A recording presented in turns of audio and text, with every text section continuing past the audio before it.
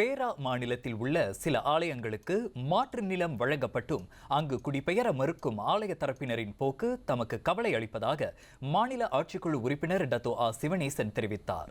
இந்நிலையில் சம்பந்தப்பட்ட ஆலயங்களுக்கு எதிராக அரசாங்கம் நடவடிக்கை எடுத்தால் அதற்கு தாம் எவ்வகையிலும் பொறுப்பேற்க முடியாது என்றும் அவர் திட்டவட்டமாக கூறினார்.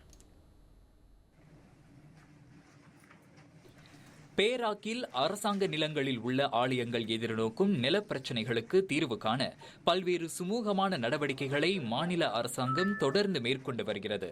மாநில அரசாங்கத்தின் இந்த முன்னெடுப்பிற்கு பெரும்பாலான ஆலய நிர்வாகங்கள் ஒத்துழைப்பு வழங்கி வருவதால் அவர்களுக்கு தேவையான அனைத்து உதவிகளும் முறையாக கிடைத்து வருகின்றன.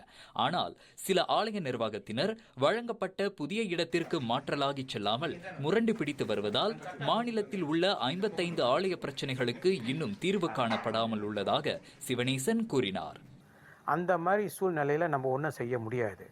அவங்க ஒன்று தெரிஞ்சுக்கணும், அவங்க சட்டத்துக்கு புறம்பாக தான் அந்த கட்டடத்தை கட்டியிருக்காங்க. இதெல்லாம் கோயில் என்று நான் சொல்ல மாட்டேன். ஏன்னா கோயில்னா கோபுரம் இருக்கணும், அது முறைப்படி ஆகமம் முறைப்படி கட்டியிருக்கணும். உண்மைதான் சார். சும்மா ஒரு மரத்தடியில் ஒரு குடிசையை போட்டுட்டு அங்கே சில இடத்துல படம் மட்டும் தான் வச்சுருக்காங்க, 2 தெய்வ படம் வச்சிருக்காங்க, அதை கோயில்னு சொல்றாங்க. அது நடைபாதையில் இருக்குது. மாநிலத்தில் எந்த ஆலயமும் உடைப்படாமல் இருப்பதற்கு மாநில அரசாங்கத்தின் மூலம் தாம் மேற்கொள்ளும் அனைத்து முயற்சிகளுக்கும் சம்பந்தப்பட்ட நிர்வாகத்தினர் ஒத்துழைப்பு நல்க வேண்டும் என்றும் அவர் கேட்டுக்கொண்டார்.